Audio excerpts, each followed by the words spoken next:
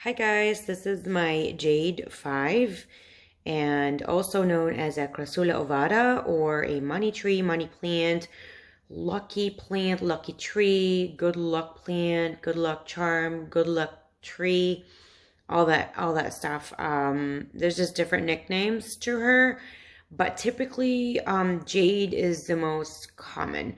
The good luck parts are that's from like due to feng shui or feng shui.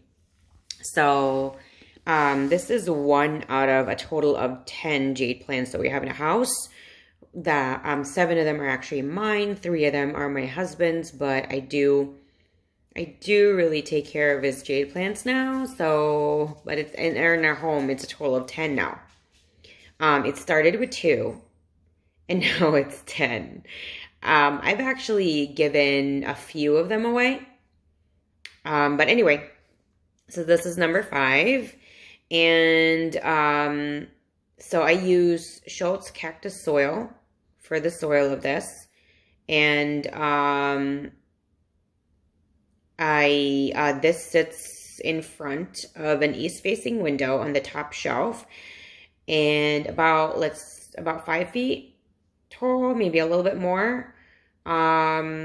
She gets watered currently every 12 days. That can change due to what she needs, but currently 12 days. And I just transplanted her here, I would say about less than 2 months ago, maybe between 3 to 6 weeks ago.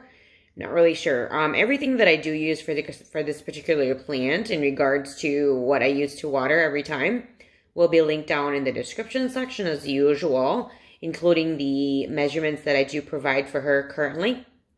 That can always change if I do decide to change my fertilizer or take off a supplement or add a supplement in there, that will change. So always, if you want to know what's been going on for this particular plant, always check that part out. Also, my social media accounts are also in the description section. So if you want to connect, they're all in there as well. I hope you enjoy my video and the rest of the video. You're going to hit the like, subscribe, and of course the bell so you're notified every single time I do upload a new video. So this was, I believe, a part of my Jade 1, which was the mother plant. And it came in a few different plants. And I split them up because she's big enough now. When I first got her, she was much shorter and smaller, and they were all, I think, in a 6-inch pot, and now she has her own 6-inch pot. And when I first got them, that was probably like almost 2 years ago. For whatever reason, this is still, in the cactus family, a succulent cactus. That would mean a succulent really doesn't have any thorns, but they are very, very slow growing. So don't be very discouraged with that. With the proper care, though, if you provide them with the adequate light and the proper nutrients, like for me, I fertilize and I supplement a lot, they can actually get bigger quicker. This is 100% indoors. There are other people actually, for them, it can triple, quadruple the size because they do put it outside in the summer. I don't really do that. All of my houseplants are 100% houseplant because I don't really want to bring or attract any bugs coming back in. And I think having over 100 plants, to be honest, having over 150 plants, I'm not even going to say the actual number because I don't want to be judged. That can take a toll on someone, and it's just stressful. So I don't want to do that. So all my plants, yes, they can grow really lush and huge, but this is all due to just 100% being a houseplant and indoors. And also when you do that, you do give them shock. Yes, they might thrive in the summer months, but when you bring them back, they could also really do have the shock, and they could get really sickly, and it's a gamble. So I don't really like to do that. I have done that before a few years ago, and the plants that I did put outside, they didn't really have a great reaction to them. They all kind of died. The ones that we did bring in as well they also died. I'm not really good at it as well, and I just don't want to risk it anymore because I do get attached to all my plant babies. So this is a 6-inch pot right here, and the reason that it's really, really dark is because it has earthworm casings in the top. Just a little note, if you are new to earthworm casings, they can actually add a ton of moisture, so be aware of that.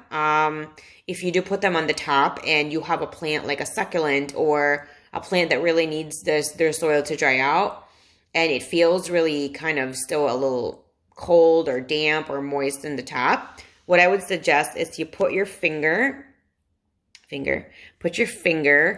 really kind of deeper in here to see if it's still sticking. Like, obviously that's still sticking. It's still a little bit, you know, she's okay. She doesn't need to be watered right now anyway. But I mean, that does seem a little dry too. So maybe in a few days she can be watered. But that is how I have been checking mine, because the top can be misleading. And if you get like white fuzz or it looks like mold on the top due to the earthworm casings, it just means you need to lower the volume the next time that you do water, because it's still hanging around. That's just it. It's nothing to be alarmed. I mean, obviously it's mold and it's nasty, and all you got to do is you can flip it over and it will die. It will go away. The other way you can do it is you can scoop it up and just replace the empty parts, because you don't want your plant to topple over, you know, with less soil or medium that's holding them upright. That's my only advice to that. That's just from me. You know, I don't like to be wasteful and to keep throwing things out, because initially when I started experiencing mold, this was like a few years ago, that's what I was doing. And then I kind of thought, you know, I keep buying new dirt and I keep buying new stuff, and I thought, let me just experiment and flip it over. And I did that. And when I looked at it, I think a few days later, the mold really went away. So I'm thinking, it doesn't really hurt anything. I just did that. And I'm not really overspending on soil anymore because of that. So, you know, it's kind of wasteful actually to keep throwing fresh dirt or good dirt that it's just got a tiny bit of mold in there. I did experiment also with cinnamon and spraying it with others, like, I don't know, there were a bunch of not really great tips online of spraying it with like diluted soap or whatever. No, don't do that. Just flip it over. It's the easiest and the safest thing to do. So if you guys have any questions, anything to do with this particular plant, let me know down in the comment section. I love hearing from you guys all the time. This is, I would say, the only succulent that I'm very, very successful with. I do have other succulents that I'm okay, but I mean, they're okay, they're alive.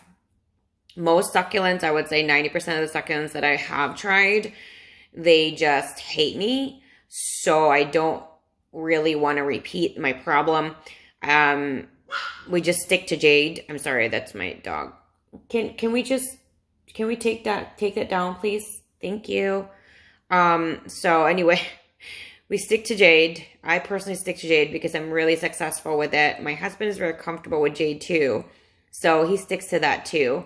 When it comes to succulents, I do have a few other different kinds, but this is definitely the one that I know how to propagate and grows really, really beautifully for me. My other succulents, like I said, is okay. And the reason I say okay is because versus my Jades, they're growing, I mean, they're healthy, but they're not my Jades. So that's why this is definitely my most favorite succulent, because this is the only one that doesn't hate me. Again, if you have any questions in regard to this plant, anything at all, let me know down in the comment section. Thank you guys so much for the support and the beautiful words. You guys are wonderful, beautiful people. I'll see you guys again next time. Bye.